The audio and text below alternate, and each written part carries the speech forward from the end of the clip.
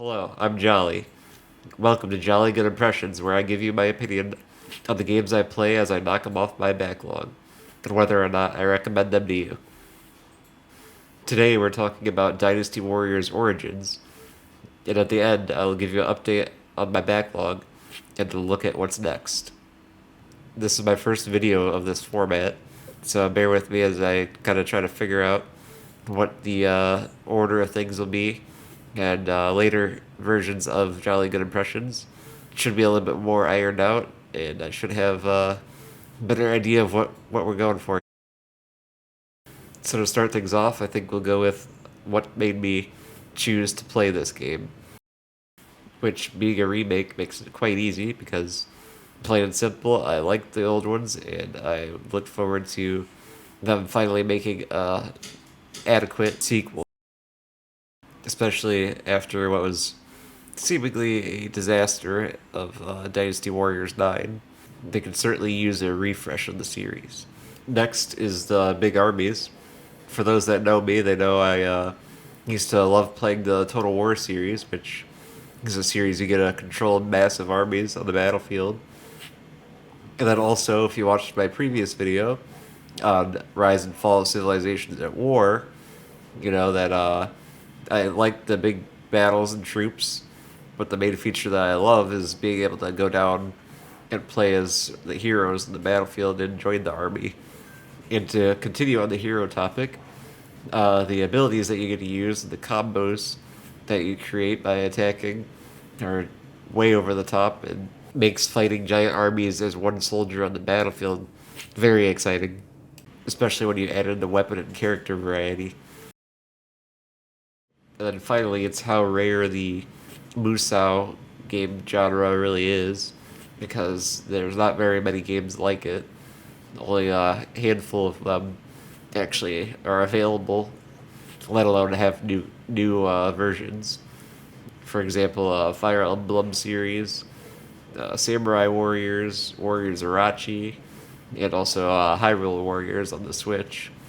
Other than that, there really aren't very many options for Musou games, so having a new one come out is always very exciting.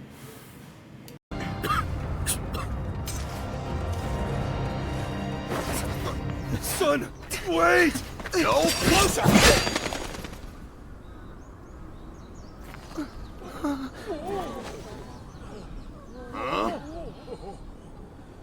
So then naturally, there'd be, did I enjoy my time with the game?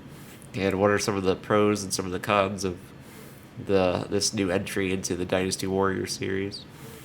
And just to throw it right out there, yes, I absolutely did enjoy my time with this game. But let's get into the pros first, and I'll give you a list of what I think they could have done better. I don't know who you are, but you have my thanks. Call for reinforcements! Sir! Even more? Starting off is the graphics. They've taken a massive leap since their last entry in the series. And while not up with the likes of Cyberpunk or something like that, these graphics definitely hold up today really well. The highlights being the environments during the battles and the faces in the cutscenes. They look very good.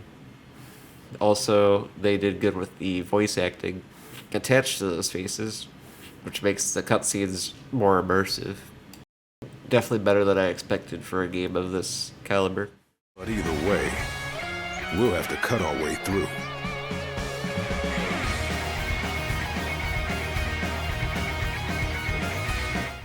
Continuing from the graphics is the improved fluidity and movement in the combat, which in the old games was still quite good, but in this game they really went up to the next level with it, and it controls so fluid, and all the attacks and everything feel very good to execute, from just the simple slashing with the basic attack all the way up to the ultimate Musou attacks.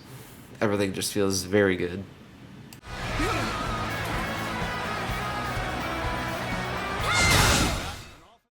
Another huge thing is all the characters that get presented to you throughout the story that you remember from past entries in the series. all faithfully recreated in the new graphics engine with the very good voice acting. It really makes it a joy to see all your favorite heroes and stuff from the past games. Isn't that right, cousin? Shahodun. You would do well to remember that if we're to fight together. But then you remember Lu Bu is one of your favorite characters, and he's not usually an ally. So when you first see him, it's not all a warm and fuzzy feeling. And with the improved graphics, it's only more intimidating to see him on the battlefield. And then going into the story without getting too deep into the spoilers, they did a good job with it considering you play as a silent protagonist who's lost his memories and can't remember what his purpose was. I think the main reason it worked is because they added in slowly all the characters that you know from the old games, while also giving you a lot of choice in the decisions you make and the allies that you choose, which goes right into my final pro, which is the replayability of this game, mainly coming from the choice of which faction you'll ally with going into the final chapters of the story. I'll add in that there's also a pretty expansive 9 weapons to choose from, all with their own abilities you can get from shops, characters, and through leveling them up, and a fairly comprehensive character skill tree to go along with that. And now going into the cons, saving the worst for last. First off, it's Lu Bu. He's much too scary for a game like this, and it might steer some people to run away and not come back to the game, honestly. I'm falling back. Louis Bu, take care of this. So Dongzhuo escapes with his life. We must retreat. If we flee now, we can seize another opportunity later. Must hold the same resolve as she did. It's not over yet. Your fate is sealed. There's not a single thing you can do to escape it. That's Louis Bu, ferocious man. I feel like removing him from the game would open up the game to a much younger audience and allow them to play without having nightmares of Lu Bu coming to strike them down in their sleep. But moving on from that, next up would be the side battles. They're kind of not necessary, I don't think. Not the medium-sized ones that you do that are a little bit bigger, but just the small side ones. They're kind of just repetitive fluff to me. And I don't think they needed to spend the time adding those in, especially with the fact that you could replay levels after you beat the story and if you wanted to level your guy up higher.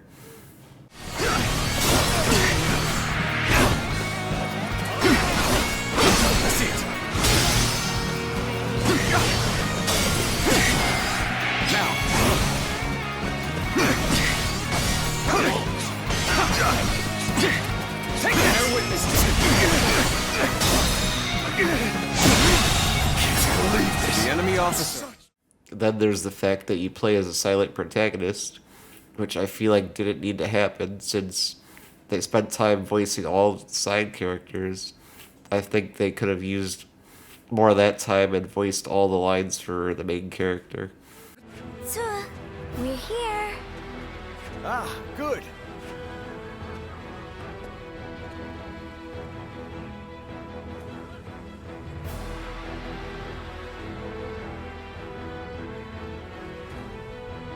So, you're willing to fight alongside us, then? That's good to hear. We're glad to have someone as dependable as you. And then before we get into the last final offense, I wanted to throw in the fact that you don't get to play as other characters besides a small ability that you get to use for your Musou that lets you control them for a short period before unleashing their ultimate attack. Other than that, you don't get to play as the other characters besides having them as your companions. Being able to switch to your companion regardless of if you have the Musou meter charged or not might be a good workaround. But other than that, they should at least let you play as the characters when you go do free play.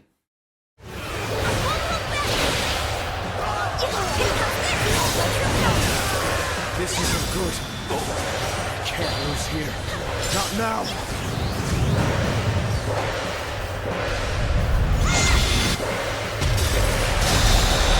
Allies are doing well. I believe in you. Going. But this leads right into the final offense, which is the fact that there's no split screen and no online co-op available, which personally I think is unforgivable for a Dynasty Warriors game, especially trying to bring back the franchise.